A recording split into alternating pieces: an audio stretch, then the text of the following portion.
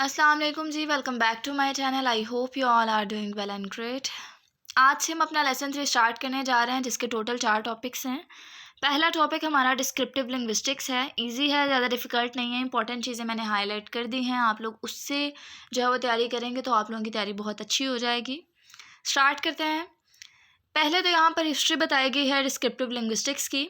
अगर तो हिस्ट्री की बात करें तो डिस्क्रिप्टिव लिंग्विस्टिक्स की हिस्ट्री जो है वो एंशियंट इंडिया जो है, यानी कि कदीम हिंदुस्तान में, वहाँ से स्टार्ट हुई थी। कैसे स्टार्ट हुई थी? जब पनीनी, जो कि एक लिंग्विस्ट था, उसने वहाँ पर संस्कृत लैंग्वेज जो है उसको डिस्क्राइब करने की कोशिश की थी। तो वहाँ से इसकी एक तरह से आप कह सकते हैं शुरुआत जो है वो स्टार्ट हो गई थी। ठीक है, संस्कृत उनकी ओल्ड लैंग्वेज थी। ठीक है, जो कि उनके दरमियान कम्युनिकेशन के लिए बनाई गई लैंग्वेज थी। ठीक है, जो कि उनकी विडस जो है, ये कहते हैं हम कलेक्शन ऑफ रिलीजियस टेक्स्ट उनका, तो उसको जो है वो इकट्ठा करके बनाई गई थी। तो ये बेसिकली पनीनी था जिसने ये लैंग्वेज को जनरेट किया था। उनके लिए संस्कृत लैंग्वेज थी, तो वहाँ से जो है वो डिस्क्रिप्टिव लिंग्विस्टिक्स की शुरुआत हुई थी। ठीक है, फिर आहिस्ता आहिस्ता जो है ये दूसरे कल्चर्स में भी फैलने लग गई, जिनमें हमारे पास यूनान आ जाता है। उसके अलावा लातीनी है, तामिल है, चीनी है, इब्रानी है और अरबी जैसी लैंग्वेजेस हैं। ठीक है, ये सारी लैंग्वेजेस यहाँ पर लिखी गई हैं, जहाँ पर पहले जो है वो ग्रामर बनाई गई थी। ठीक है, तो ये यहाँ पर बताई गई हैं। ये मे बी आप लोगों से पूछा जाए कि ग्रीक, लैटिन, तामिल जो है, तो ये इन लैंग्वेजेस में जो है पहले ग्रामर बनाई गई थी। तो आहिस्ता आहिस्ता इन कल्चर्स में भी स्टार्ट हुई थी लैंग्वेज या डिस्क्रिप्टिव लिंग्विस्टिक्स। ठीक है, उसके बाद यहाँ पर बताया गया due to the dominance of Latin. Latin जो है वो बहुत ज़्यादा यूज़ की जाती थी मेडिवल यूरोप में। मेडिवल यूरोप जो है बेसिकली 5th से 15th सेंचुरी का पीरियड जो है उसको कहते हैं। ठीक है, तो वहाँ पर लैटिन की डोमिनेंस की वजह से बहुत सारी मॉडर्न लैंग्वेजेस जो थी उन्हें वेट करना पड़ा था। ठीक है, और वहाँ पर जो है वो ग्रामर और ये सारी चीज़ें नहीं आई थी। ठीक है, until the Renaissance to be described for the first time। Renaissance period जब आया था तो फिर जो है वो ये लैंग्वेज स्टार्ट हुई थी, जिनमें हमारे पास डेट्स बताई गई हैं कि स्पेनिश इन 1492, फ्रेंच इन 1532 और इंग्लिश इन 1586। तो ये पीरियड है, तब जाकर जो है ये लैंग्वेज स्टार्ट हुई थी। उसके अलावा वो बता रहे हैं the same times the language spoken in the newly discovered Americans also became objects of description often as a result of missionary religious agendas।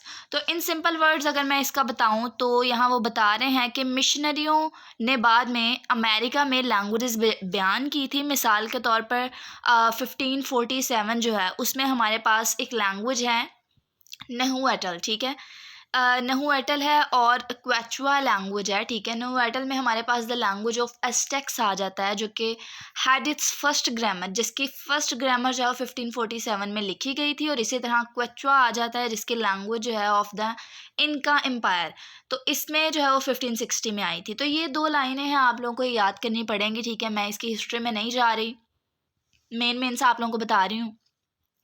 ये 2 लफ़्ज़ जो हैं ये आप लोगों ने याद करने हैं। ये बहुत दफ़ा रिपीट हुए हैं, शॉर्ट क्वेश्चन में भी काफ़ी दफ़ा रिपीट हुए हैं। ठीक है, उसके अलावा ये जो नीचे वाला पैराग्राफ है छोटा सा, इसमें बेसिक चीज़ जो बता रहे हैं वो कह रहे हैं कि 19वीं सदी के मिड में लिंग्विस्टिक्स की तरक्की देखी गई थी, जिनमें हमारे पास कुछ प्रोमिनेंट फिगर्स आ जाती हैं जो लास्ट पे नाम बताए गए। अलेक्जेंडर है, उसके अलावा हमारे पास ब्रदर्स ग्रिम हैं, और ये सारे बताए गए हैं। आप लोग इनको याद कर सकते हैं, बाकी ऐसे बहुत इंपॉर्टेंट नहीं है। ये 2 लैंग्वेजेस आपको पता होना चाहिए। इंडिया की जो लैंग्वेज है हमारे पास संस्कृत है, पनीनी ने बताई थी, ये आप लोगों को पता होना चाहिए 15th सेंचुरी BCE में। ठीक है, उसके अलावा हमारे पास डिस्क्रिप्टिव लिंग्विस्टिक्स आ जाता है। अब हमने डिस्क्रिप्टिव लिंग्विस्टिक्स पढ़ना है कि बेसिकली होता क्या है। ठीक है, इन सिंपल वर्ड अगर हम डिस्क्रिप्टिव लिंग्विस्टिक्स की बात करें तो ये हमारे पास साइंटिफिक स्टडी होती है दुनिया की लैंग्वेज को डिस्क्राइब करने की। ठीक है, कैसे डिस्क्राइब करने की? नेचुरल जो स्पीच है ना उसके पैटर्न्स को ऑब्जर्व करके। तो यहाँ पर भी ये लिखा है कि एक साइंटिफिक इंडेवर है, एक तरह से कोशिश है to systematically describe the languages of the world in their diversity based on the empirical observation of regular pattern in natural. Simple words में आपको डेफिनेशन मैंने बता दी है उर्दू में, वही यहाँ पर इंग्लिश में लिखी गई है। ठीक है, उसके अलावा वो नीचे बता रहे हैं कि 20th सेंचुरी में स्ट्रक्चरल लिंग्विस्टिक्स जो थी वो इमर्ज हुई थी, जिनमें पहले तो हमारे पास सिंक्रोनिक लिंग्विस्टिक्स आ जाता है। ठीक है, जिनमें हमारे पास हम लैंग्वेजेस पर फोकस करते हैं स्पेसिफिक टाइम, ठीक है। तो इस वजह से इसको हम सिंक्रोनिक कहते हैं। उसके बाद अगर हम डायक्रॉनिक की बात करें तो इसमें हम जो है वो ओवरऑल जो हिस्ट्री होती है ना लैंग्वेज की, उस पर फोकस करते हैं, ठीक है। तो ये यहाँ पर बताया गया है कि थ्रू आउट जो होती है ना देयर हिस्टोरिकल डेवलपमेंट, उसको हम डायक्रॉनिक कहते हैं। उससे नीचे लिखा गया है कि the father of modern structural linguistic, तो वो कौन है, वॉज फर्डिनेंड डी सॉसर, ठीक है। इंपॉर्टेंट है, बहुत दफ़ा रिपीट हुआ है, आप लोगों ने इस एमसीक्यू उसको याद कर लेना है, ठीक है। उसके बाद बताया गया नीचे इन अमेरिका में स्ट्रक्चरल अप्रोच जो है वो कंटिन्यू दोबारा हुई थी through the effort of France boss, और उसके अलावा एडवर्ड स्पीर है, ठीक है। तो ये सारी प्रोमिनेंट सी फिगर्स हैं, ये आप लोगों को रिपीट हो सकती हैं, आ सकती हैं, आप लोगों ने एक दफ़ा इसे पढ़ लेना है। Who worked primarily with native American languages, ठीक है, जिन्होंने इसमें किया था। उसके अलावा हमारे पास लियोनार्ड ब्लूमफील्ड भी आ जाते हैं। तो ये सारे उनके नाम हैं, ये बताई गई हैं कुछ प्रोमिनेंट से फिगर्स, आप लोगों ने इनको याद कर लेना है। Rigorous procedures for determining language structures, तो वो डेवलप्ड था बाय नेथ पाइक है शायद, या पिक है, उसके अलावा बर्नार्ड ब्लॉच है, चार्ल्स हॉकेट है।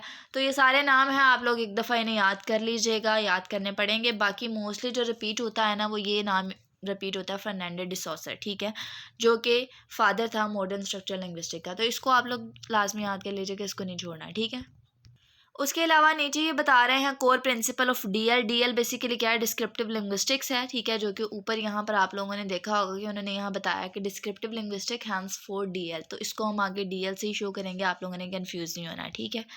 तो इसका जो एक कोर प्रिंसिपल है वो यहाँ पर शेयर किया गया है कि ये एम्फसाइज करता है, जोर देता है हर लैंग्वेज को एनालाइज करने पर as an autonomic system through survey, ठीक है। सर्वे के थ्रू ऑटोनॉमिक सिस्टम जो होता है या ऑटोनोमस सिस्टम होता है ना, सिस्टम के तौर पर थ्रू सर्वे, ठीक है।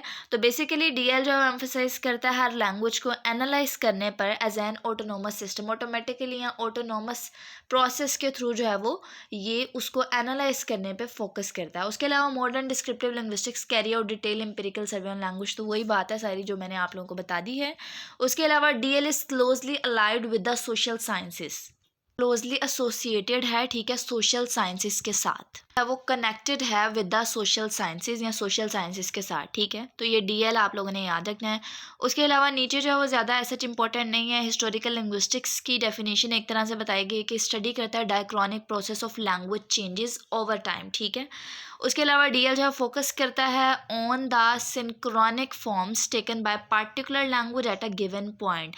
तो ये दो मैंने आप लोग को चीज़ें बता दी हैं। हिस्टोरिकल लिंग्विस्टिक्स में हम स्टडी करते हैं डायक्रॉनिक प्रोसेस को। डायक्रॉनिक प्रोसेस क्या होता है, हम डायक्रॉनिक प्रोसेस में ओवरऑल जो हिस्ट्री होती है ना उसके ऊपर फोकस करते हैं, ठीक है, डेवलपमेंट की और जितनी भी सारी होती है।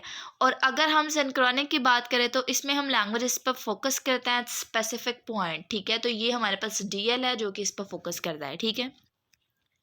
लास्ट पर हमारे पास लिंग्विस्टिक टाइपोलॉजी आ जाता है, ठीक है। लिंग्विस्टिक टाइपोलॉजी बेसिकली होता क्या है, इसकी डेफिनेशन भी पहले आप लोगों को बता देती हूँ कि ये basically study of language system होता है जो कि आइडेंटिफाई करने के लिए यूज़ किया जाता है पैटर्न्स को और जितनी भी कॉमनैलिटीज़ होती है ना अक्रॉस डिफरेंट लैंग्वेजेस, ठीक है, कंपैरिजन के लिए।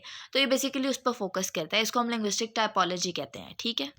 तो यहाँ पर उन्होंने भी यही बताया है कि the endeavour to compare individual languages and the search for potential universals known as linguistic typology.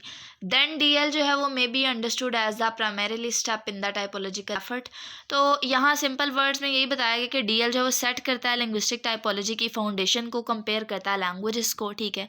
Then हमारे पास लास्ट पर जो है वो फॉर्मल लिंग्विस्टिक आ जाता है, ये भी एक इम्पॉर्टेंट जो है वो कॉन्सेप्ट है। फॉर्मल लिंग्विस्ट आ जाते हैं। ये जो फॉर्मल लिंग्विस्ट हैं ये बेसिकली सपोर्ट करते हैं जनरेटिव ग्रामर को और आर्ग्यू करते हैं कि लैंग्वेज फैक्ट्स जो हैं बेस्ट हैं जो कि एक्सप्लेन्ड हैं बाय यूजिंग थ्योरेटिकल प्रिंसिपल्स, ठीक है। तो ये मेन इसका था। आई होप सो कि आप लोगों को समझ आई होगी। इसके बाद जो मैं नेक्स्ट टॉपिक अपलोड करूँगी, आप लोगों ने उसको वॉच कर लेना है। इंशाल्लाह हमारी मिड टर्म की प्रिपरेशन अच्छी होगी, जितने भी लेसन्स कवर होंगे आई विश के सारे हो जाएं, कोशिश यही है। बाकी आप लोगों ने दुआ भी करनी है और अगर लेक्चर अच्छा लगा है तो लाइक कीजिएगा। अगर चैनल को सब्सक्राइब नहीं किया तो कर लें ताकि आपको आने वाली वीडियोस के नोटिफिकेशन मिल सकें। बाकी चॉइस आपकी है, तो में याद रखिएगा। अल्लाह हाफिज़।